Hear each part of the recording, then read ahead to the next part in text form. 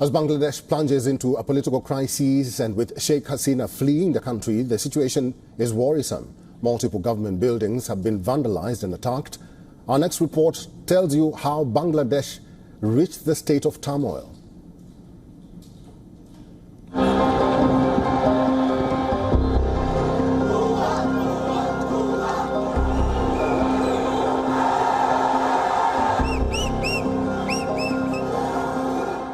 Scenes of jubilation on the streets of Dhaka. Hundreds and thousands are marching, celebrating the end of Bangladesh Prime Minister Sheikh Hasina's 15 years in power.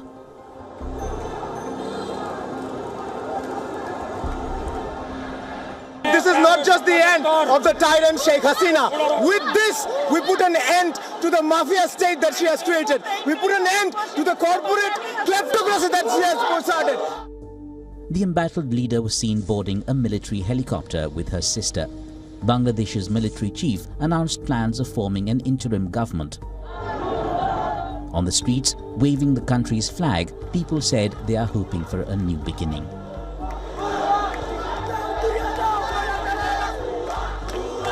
We are getting what we deserve, what 16 crore or 18 crore people of this country deserves. Everyone is happy, everyone is cheerful, everyone is celebrating the Sarkar Patan. This has to be a historical day. What began as peaceful protests by students in Bangladesh against the quota system for government jobs eventually snowballed into an uprising.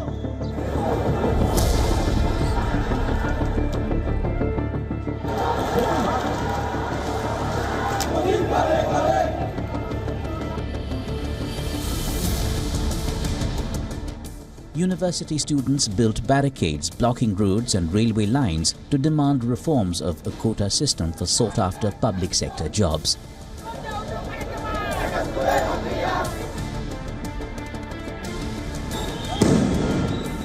Six people are killed in clashes, the first recorded deaths in the protests. Hasina's government orders the nationwide closure of schools and universities.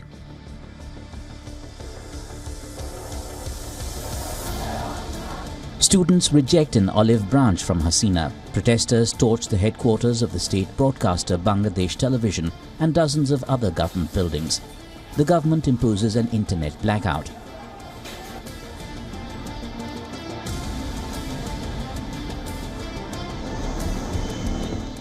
Bangladesh's Supreme Court rules the decision to reintroduce job quotas was illegal, but the verdict fails to pacify protesters.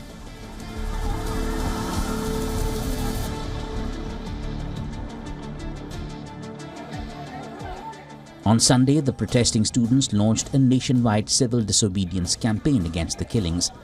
The army stepped in to help restore order, but some former military officers joined the student movement.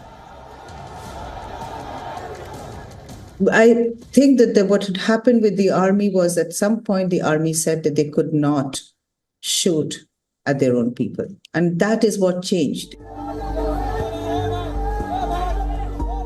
With the numbers swelling and protests increasing pressure on Hasina, the army chief announced on Monday that he would be addressing the nation. By afternoon, the news came that Hasina had fled the country, and the army chief made the announcement that she has stepped down. A massive crowd stormed the former Bangladesh Prime Minister Sheikh Hasina's official residence. Some people could be seen carrying away televisions, chairs and tables from what was one of the most protected buildings in the country. With Hasina gone, all eyes are now on the next interim government, which would have the massive task of restoring peace and living up to the expectations of the Bangladeshi people. Bureau Report, WION World is One.